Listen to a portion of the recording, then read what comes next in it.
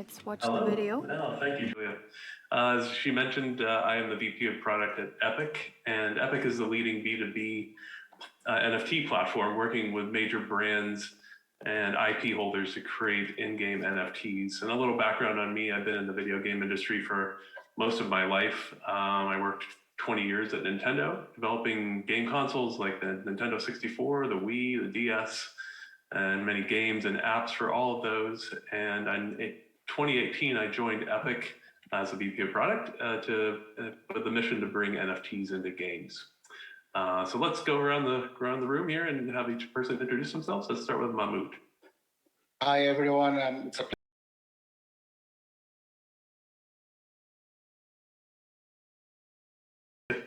I'm sorry. I've been having technical issues all day, so I apologize for using my phone to log in. But yeah, so I'm Mahmoud. I have been in big tech for most of my life, and then started angel investing. Then got into VC. I've been gaming for most of my life, and yeah, we focus on Web3 investment and fintech. And we also invest in essentially accumulating, and we've been accumulating virtual real estate and virtual asset for the past 2 years, maybe. Excellent. Well, thank you. Let's go to Brian. Sure. Hi, everybody. My name is Brian Akaka. I'm the head of marketing at Laguna Games. We are a blockchain game company coming out with our first title called Crypto Unicorns. It should be out in a couple months in March of this year. We've already had our NFT unicorn sale as well as our land sale, and they both sold out within a few hours or a few minutes with our land sale. I've been involved with gaming for about 15 years now, starting kind of on the shareware side and then moving into mobile gaming in 2008. And I've been in blockchain gaming just a few months now, but I've been involved in crypto for a few years, and I'm very excited about the emergence of this entire space. So very excited to be on this panel with all you guys. Excellent. Great to have you here. Dirk, you're next. Hi, everyone. My name is Dirk Lueth. I'm co-founder and co-CEO of Upland. Upland is what we call the Earth's Metaverse platform. So because we're based on the real world where people play, earn, and connect. You can see that up on the right corner here. And basically, people can purchase the properties which are based on real world property borders and earn a yield there. So that's a playing component. They then can build on it. They can, we have a play to earn component. They can run and operate businesses in Upland, and then connect means they can socially connect with others. So, and we launched in early 2020, and currently we have roughly 160,000 landowners, and yeah, been great times, especially for the last 2 months, been growing very, very, very heavily. Oh, wonderful. Thank you. Congratulations. Aggie, you're next. Sure. It's a pleasure to be here on the panel with everybody else. Good to see you again, Dirk. So I'm CEO and founder of Splinterlands. Splinterlands is a trading card game where you can play anytime, trade anytime, and earn every win. We have something like 1.8 million registered users, 800,000 paying customers. We had our highest day at 508,000 daily active users. I'm in 142 countries, 9 different languages. We play maybe 8 to 11 million games per day. And we're typically in the 1 or 2 spot on DApp Radar, right up there with PancakeSwap. So we were founded in 2018. We are literally the biggest play to earn game by users. And it's an absolute pleasure to be here and to be on this panel and talking about the games that we love, the product that we love, and the ecosystem that we're all helping to build here. Fantastic. Well, welcome everybody. Well, I suppose it wouldn't be a panel on metaverses if we didn't set the table first and talk about what a metaverse is. So I'm just going to ask everybody, each one of you, to tell us what your vision of what is a metaverse. So we'll start with Mahmoud. To me, honestly, it's a very simple way. I see it as the old school gaming, but in a more difference is 2 things. One is the immersiveness of it. So really it's more immersive. And the second part is the ownership. So, and interoperability. So I can own my assets and I can start take it, like use them and take advantage of them, not in like a garden wall like before, or still like most of the current state, but mostly using the asset and taking advantage of it across different games, different realities, different platforms. Great. How about Brian? How do you define the metaverse? Sure, I'll take a crack at this one. I would say that the metaverse is, a space that has a lot of, I guess, corollaries and connections with the actual physical world. So things like being able to socialize and play games with other people, as well as opportunities for ownership, transfer, economy to be able to earn income. These are all aspects of the metaverse, kind of loosely defined, is going to be mapped, maybe in parallel to the real world. So, yeah, that's how I see it. Great. Well, let's go to the real world guy, Dirk. How do you define the metaverse? Yeah, actually, we say always it's a parallel world where people or users, they assume one or multiple identities, and that's it. Okay. To have it very simple, and Simple we see it. Then they have, of course, the blockchain and non-blockchain parts of the metaverse. However, we always say there's only one metaverse, there's one universe, there's one internet, right? And then all the metaverse dApps or metaverse platforms, maybe, right? But there's only one metaverse. Linguist, really right. Okay, Jesse, what's your take? I think it'll be whatever anybody wants it to be. They'll call it a million different things for a million different reasons, and they'll slap it on there as a term to help them raise money and sell products to people that don't know better. I do think that there's something there where you have your kind of like virtual worlds, your virtual environments that you are gathering people, you are trading assets, digital assets that you own back and forth. Maybe you're participating in economies, maybe there's a game, maybe it's just communities, but it's generally some combination of those things. And, it's basically just a way for a bunch of dudes to hang out on the internet together.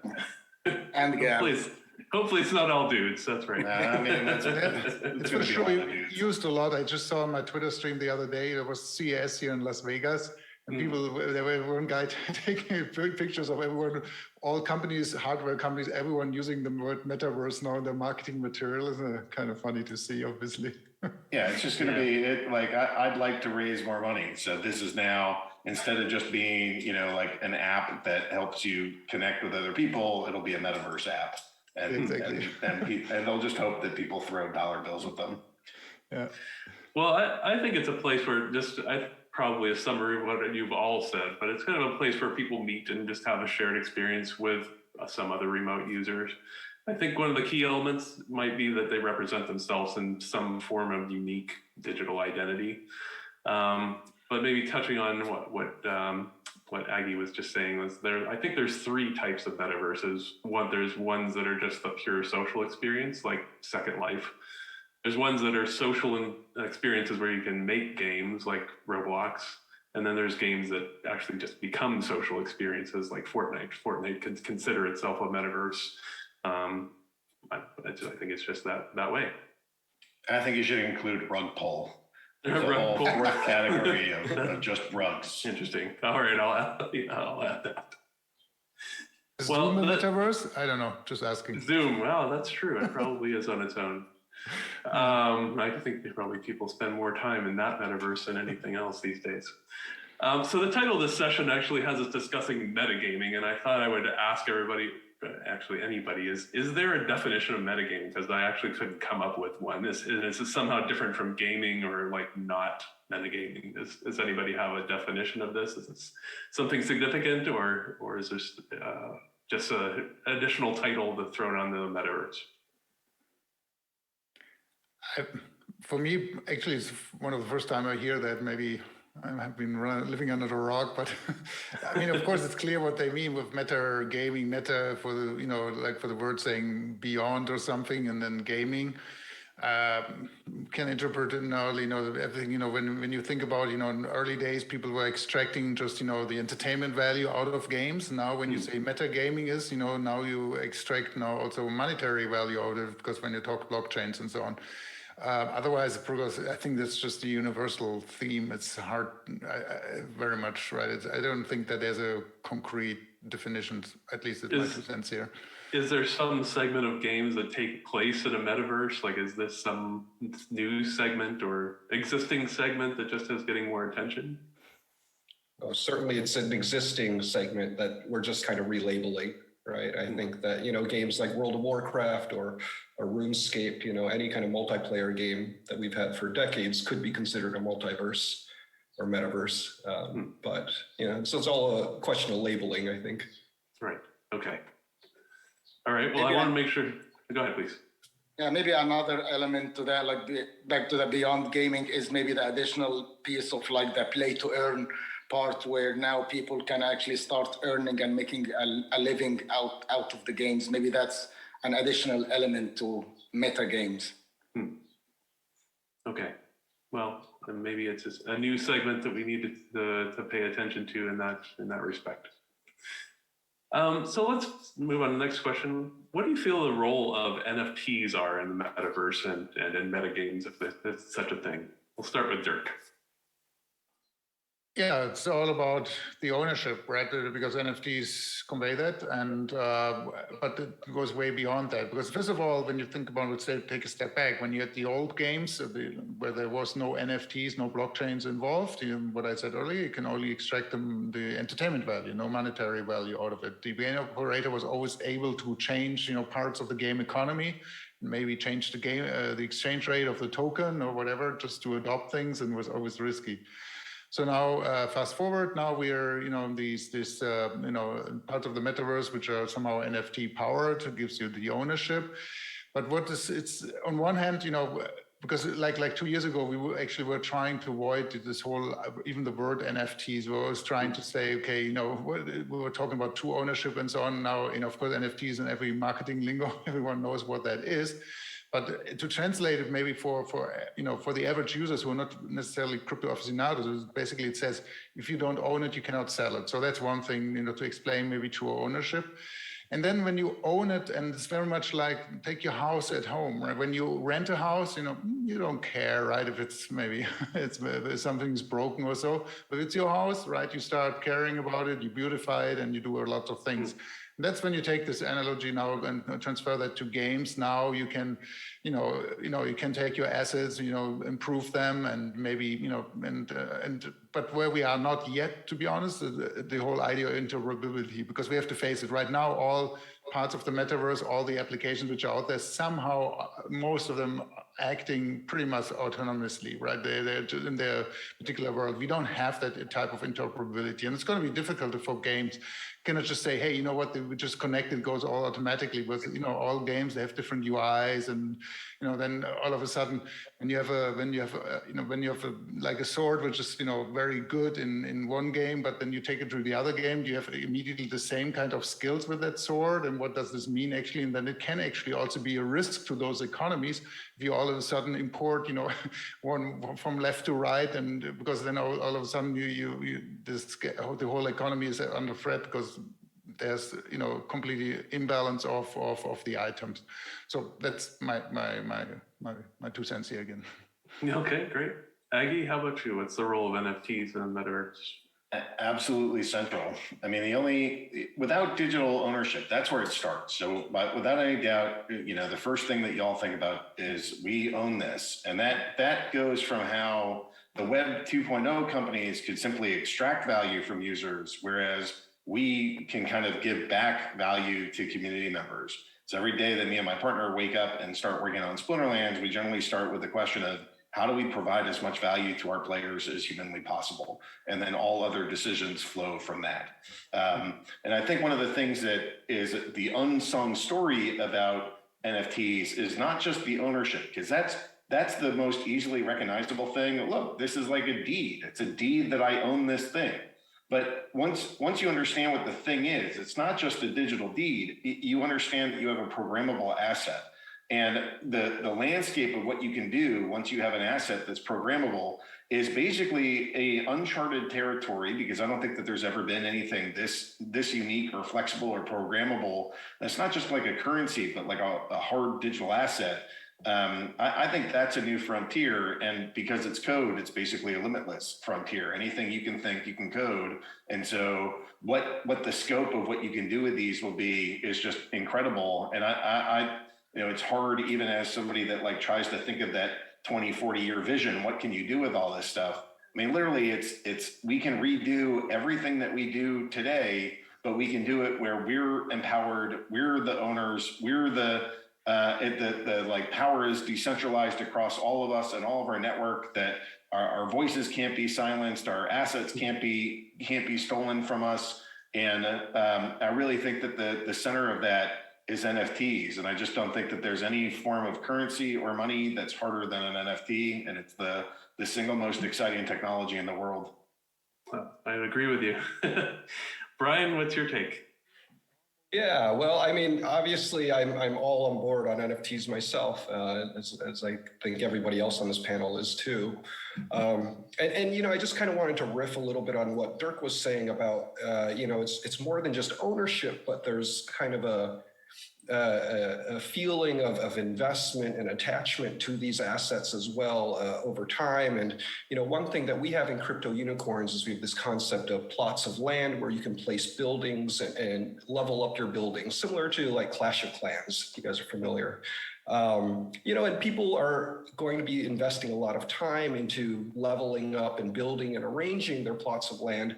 And what we're going to enable that Clash of Clans has not is actually for people to be able to transfer and sell these assets that they've invested so much time into building up and growing, and be able to monetize that. So certainly I think that NFTs are going to unlock a whole another level of yeah, just attachment and personal connection between a player and these objects. Great. Mahmoud, how about you? I feel it's gonna take some time. Like back to Derek's point, I think it will be interesting to see how we evolve and how we can use a utility of one NFT from one game to another. I think the obvious use case now and the easiest one that will be more established than gaming will be like how to flex your NFTs in the social world. So maybe I'm buying my Gucci. I bought me a Gucci sneaker and I can start using it at Blocktopia, and I can start using it in other places, etc. So I think that use case will probably be a much easier and to start with before like using using your soul in multiple places, etc.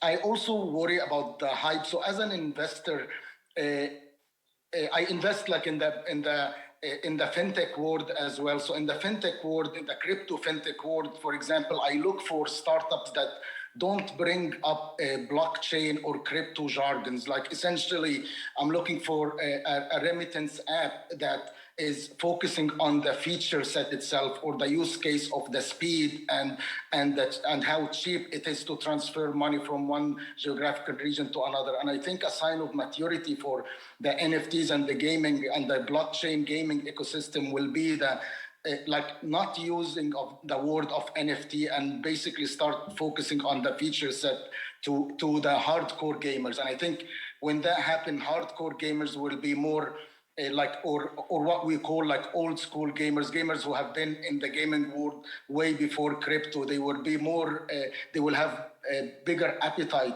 to get into NFT or blockchain gaming or play to earn gaming as opposed to now. Excellent. Well, that's great. I think I agree with what everybody said here.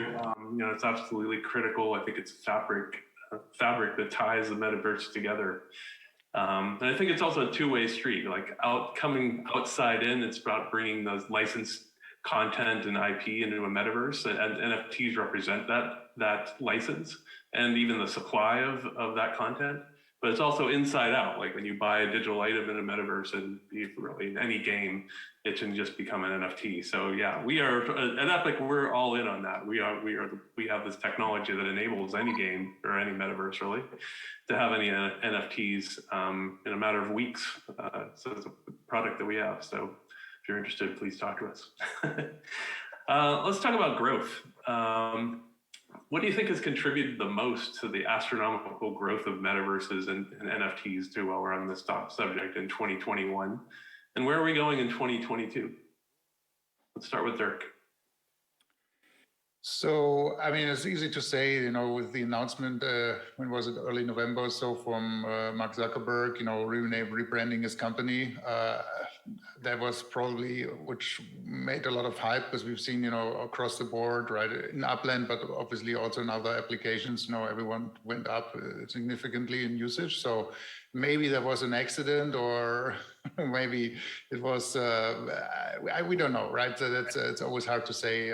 But we also, at the same time, we had a big conference in New York, like NFT NYC at the early November, right, where, you know, all the people got together, everyone was talking about, lots of press releases around it. And it starts resonating with more and more people.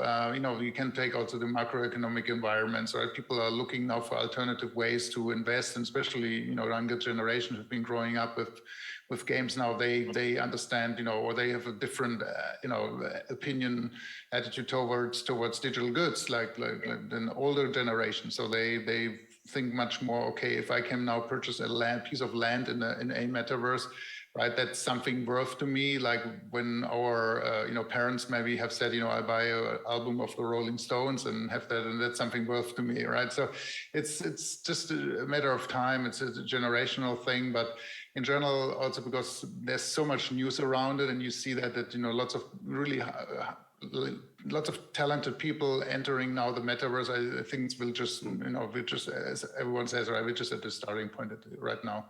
Absolutely.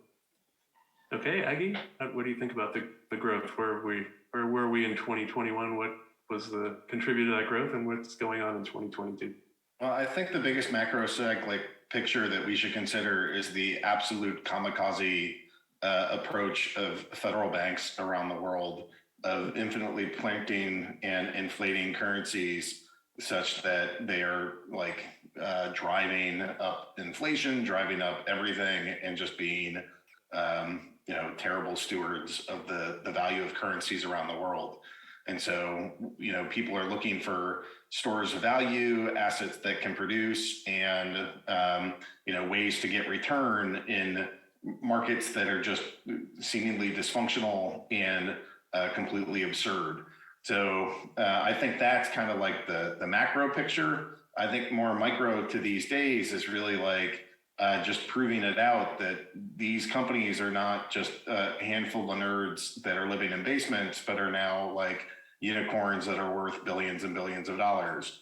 And so as that keeps happening, one, you know, once the first one is proved that like, hey, you can make $1 billion doing this, you know, there's a lot of incentive to be there to participate in that, and not only grow your business, but look for other opportunities to go take, you know, handfuls of devs and a couple dudes in a Discord and turn that into like $1 billion unicorn. So, and once you know that it's possible, like that whole world opens up. So, you know, Splinterlands was early, you know, back in 2018, but we certainly get to ride the tailwinds of groups like Dapper Labs. You know, NBA Top Shot earning billions of dollars, like, was phenomenal for the industry. You know, I can't say everything that every company does is fantastic, but there are certainly parts that they trend set along the way. Axie Infinity raking in gazillions of dollars for them and their community is amazing.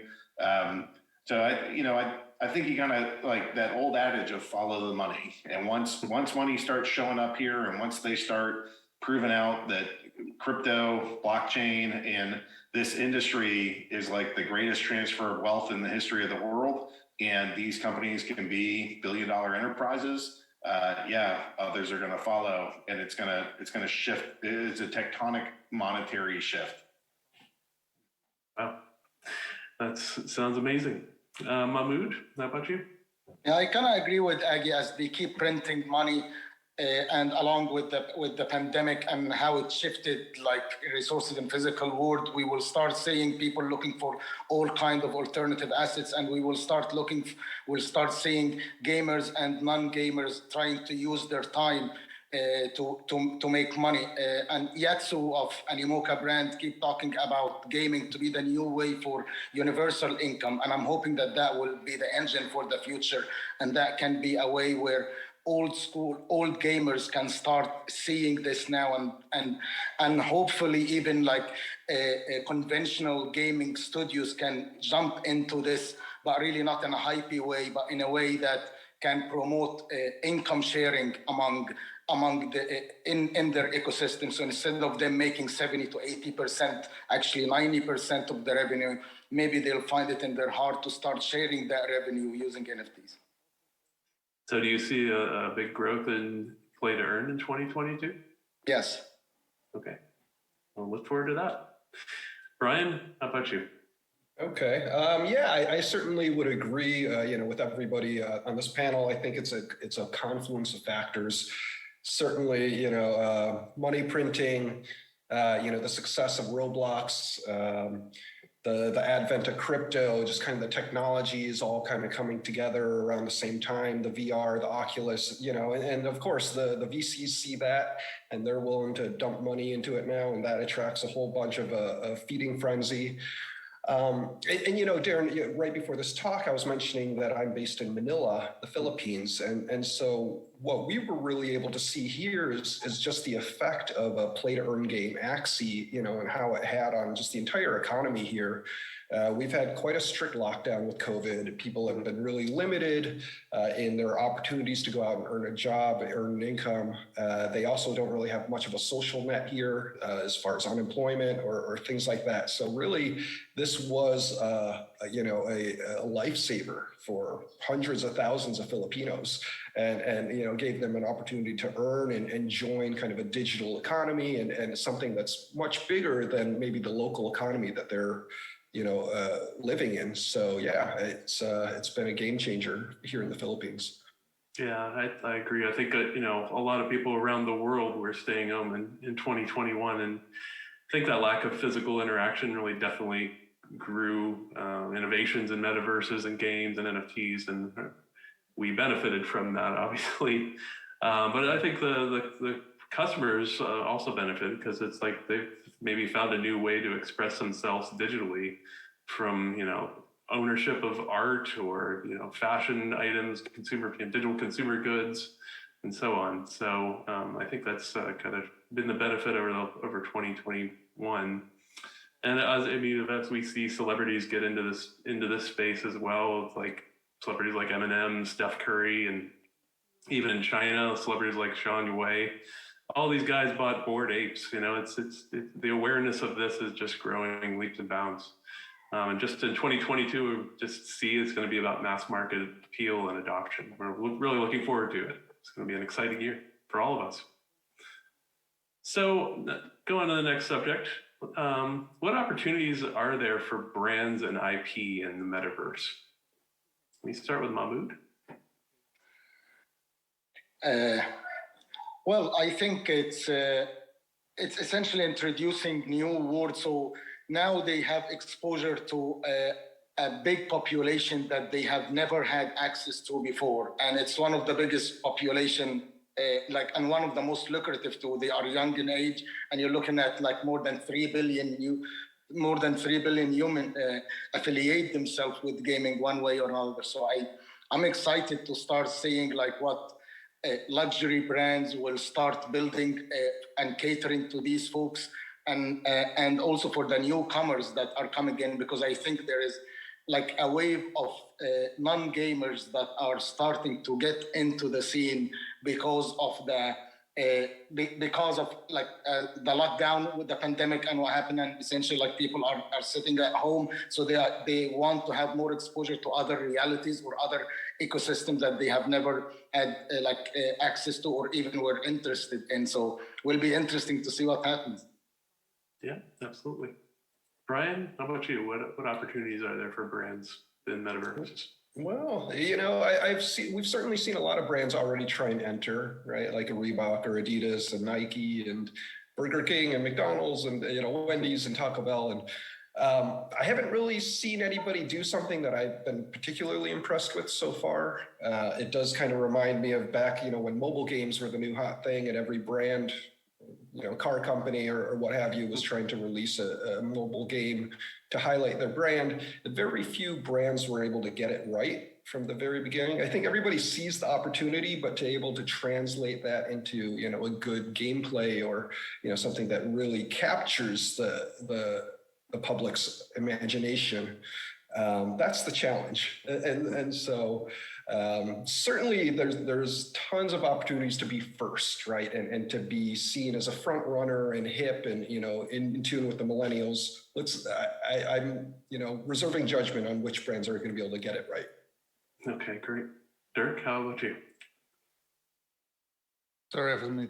Yeah, so I think important will be for brands not just to, sorry the word, but stupid drops, right? And just saying, hoping people purchasing something. I think it's going to be important for the brands to understand the context, how they're getting into a metaverse.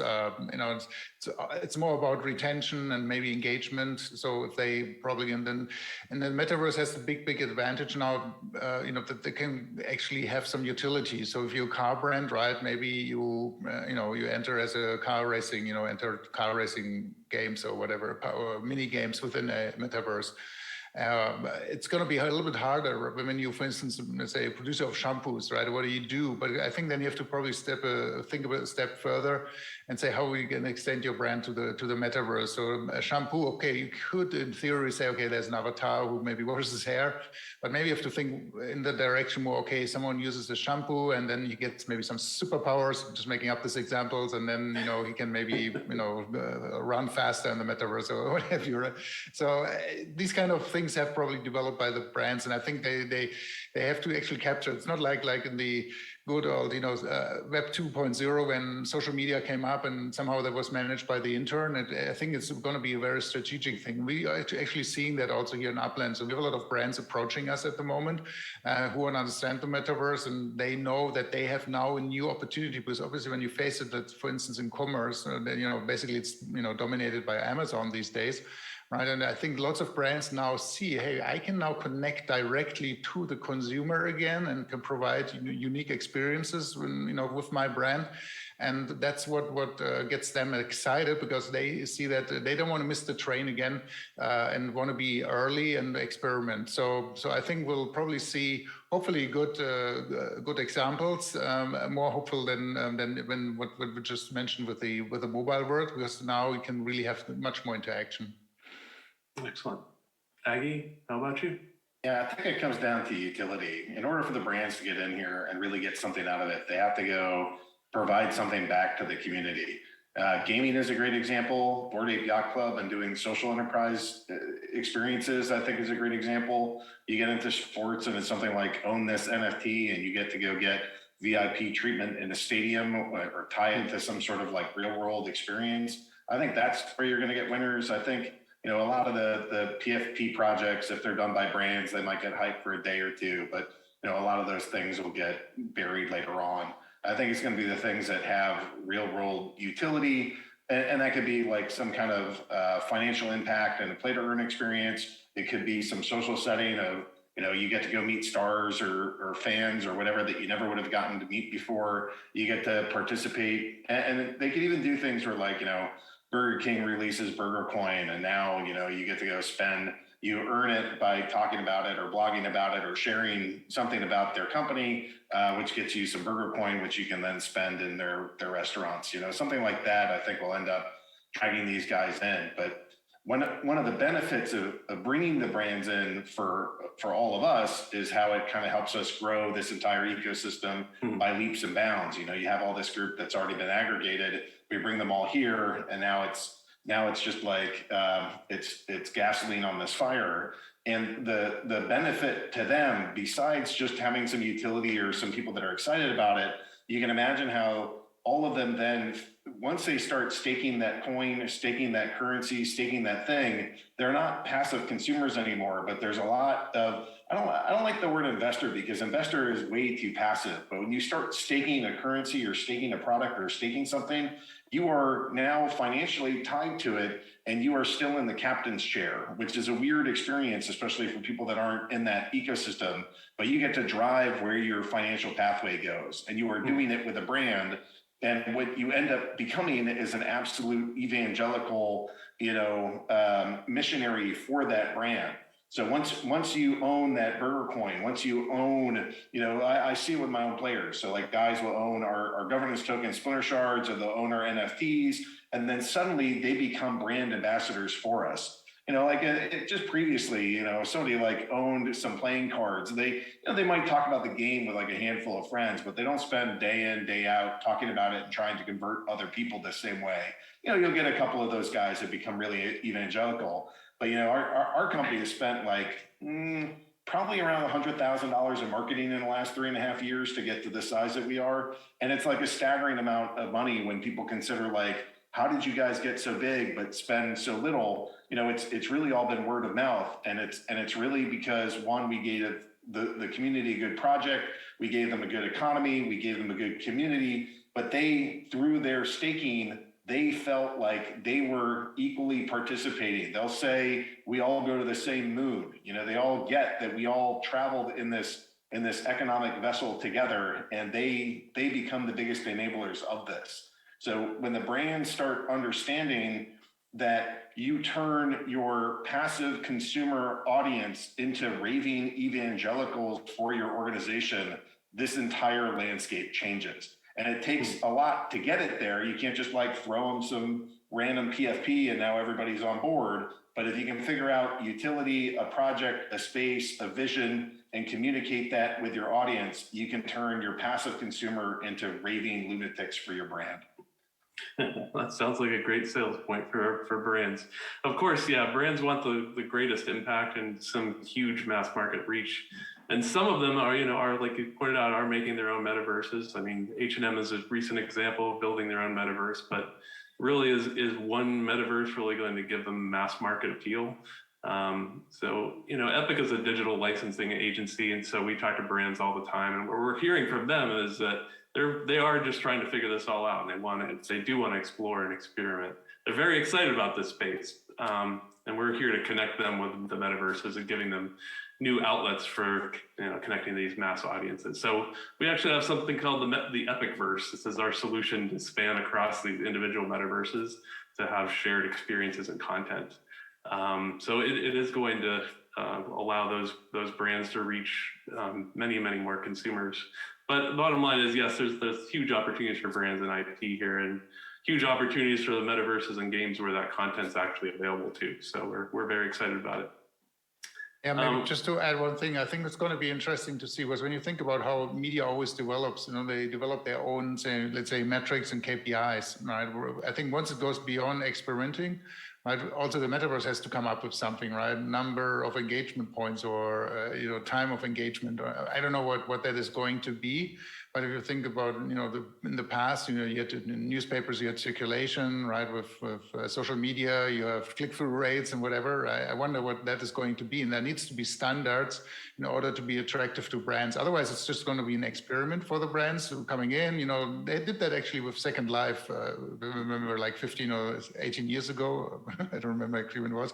But there was everyone was opening up some subsidiaries or something in Second Life. And then somehow, lots of brands stopped doing that. And, right now it's probably, if you don't get those metrics in, I think that's going to be challenging to keep the brands in there. Okay. I think we're coming close to the end of our panel here, but I'd like to maybe ask one more question about Facebook, since it's the elephant in the room. Obviously, changing the name to Meta. Is it going to shape the metaverse and it's going to be a leader, or is a walled garden, maybe it will be perceived as a walled garden? Will it succeed? Is it like AOL at the dawn of a new era? Dirk, why don't you take a stab at that? So I mean, of course, like everyone, I watched a 10-minute video and, trying to understand what they were doing. I think they also have more explanation and videos and so on. It's a little bit hard to say at this point, right? Where are they going to be a walled garden? They're going to set themselves up. What are they going to do with the massive amount of data they're going to have? I don't know whether people are going to be super happy if, all of a sudden, now you're in a metaverse and now that metaverse knows exactly your hobbies and your friends and everything. Right, and for some people it might be cool, for some others not. So there's a lot of questions I think which are currently unanswered, and I think time will tell how that is. And when you think about it, are they going to be interoperable also, right? Or are they going to just say, hey, we're just going to try and dominate it? So we don't know these at this point, right? And let's see. It's really hard to judge at this point. It's too early, I guess. Aggie, do you have an opinion on this? I think the Web 2.0 companies are dead set on extracting value from users rather than giving it back to users. And they have not been good stewards for long periods of their existence. And I don't see any reason to see why that will change when they get into the metaverse. So I imagine that there will be success. They'll get a whole bunch of users, but they'll be extracting value from all of them, and I guess they'll gleefully participate. But I think the people that are part of the crypto community, I see it with my gamers, where they'll play the game for a little bit, and then they'll tell me word for word, I'm never going back to traditional games again. Where I don't own the asset, I'm not going to participate. So I think they'll gather tons of people, and then they'll get this kind of Web 2.0 version of a metaverse, and they'll play in that, and it'll be a little bit dreary. Banksy did a mockery of Disneyland, of sort of this dark version of what a play park looks like. And I kind of see elements of that to the Web 2.0 metaverse. I think they called it Dismal Land. And, here I think it's going to be, it'll be flashy and fun and cool, but it won't have ownership and it won't have all the things that make crypto so powerful. So I think it'll be a wonderful gateway to get people to think about metaverses and then join others. They'll go participate in Upland, and, they'll go play Splinterlands and play with crypto unicorns. And then they'll be like, well, I get to own things here and I get to experience it here. Why would I go back to Meta? So I would like to thank Zuckerberg and Facebook for bringing millions of users to us. Yeah, I think from my perspective, it is hard to overlook the giant. I mean, obviously they're investing billions, $10 billion into this alone, I think, in this first year here. And it's hard to imagine they won't be successful in some way. Definitely fueling innovation and probably inspired, but it's really inspiring competition. But from our perspective, I don't think there is going to be one metaverse to rule them all. I think people have different tastes and preferences, and obviously different metaverses have different capabilities and how they're, attracting users. So for us, we're a B2B company, so we're going to work with everybody.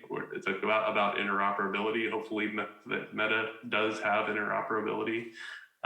So if they do, we'll be playing there as well. So I think we're out of time. So I just wanted to thank everybody for participating in this panel.